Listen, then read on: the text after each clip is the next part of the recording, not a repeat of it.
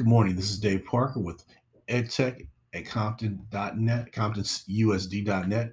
And today I want to talk a little bit about Scratch and Sprites. Now, if you haven't already, log into your Scratch, your MIT Scratch account, scratch.mit.edu, and make sure you log in so you can save your work when you are done. And from there, let's go to the Create menu. On the Create menu, today what we want to accomplish is we want to take and just select a sprite and put him in or put her in into a background or a backdrop. So as you see, we have Scratch Cat, very common sprite, the unofficial or the official logo of Scratch competition or Scratch coding. So if we're good with Scratch Cat, we can leave him here. We have a screen. You can see it very faintly up here that everything that controls Scratch Cat, which right now we have nothing. If we want to add another sprite to this, it's very simple.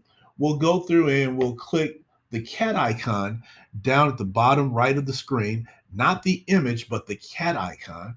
And then let's search using the magnifying glass for one of the preloaded sprites.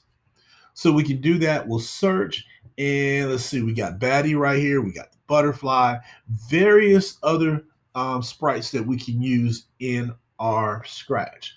I like D Money right here, so I'm going to pick D Money. And so here's D Money, and he's there with the Scratch Cat. So I'm going to start them off. I'm going to move Scratch Cat over a little bit, and here's D Money. So I've chosen the sprite. When I expand it, we'll see that D Money is there and Scratch Cat is there, but nothing's happening. So I'm going to go ahead and shrink that back down. I'm going to combine this with the skill that we used in the last session. I'm going to give them a backdrop to participate in, which simply means I'm going to click the image icon. I'm going to click the magnifying glass. And where might these guys be found? I'm going to give them that theater stage again to perform in.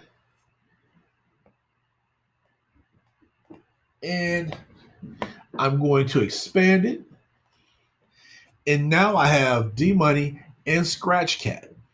And you're probably saying, wow, D Money is really well pixelated there. And that happens when you take an image and you stretch it too far. So in subsequent lessons, we're going to talk about how to take somebody like D Money and maybe we'll shrink him maybe from 100% of his size. Maybe we'll reduce some of that pixelation by shrinking him to 75% of his normal size. Put him here, put him there. Uh, let's shrink him down to another 75% and see how that affects what he looks like. He's already at 75. Let's go to 50. Oh, we were affecting Scratch Cat. Let's take D Money down to 50. There we go. And let's put Scratch Cat back up to his normal 100% self. 100.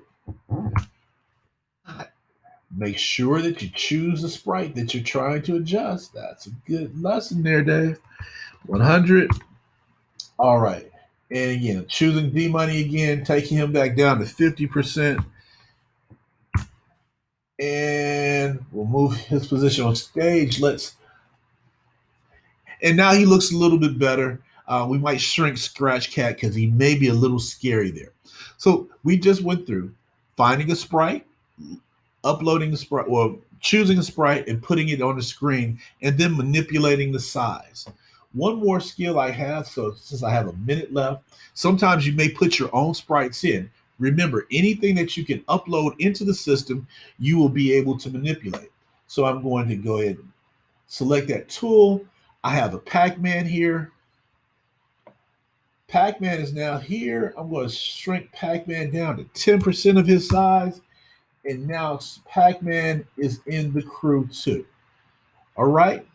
This has been Dave Parker with Compton EdTech. Hopefully you've learned something from this video. Take care.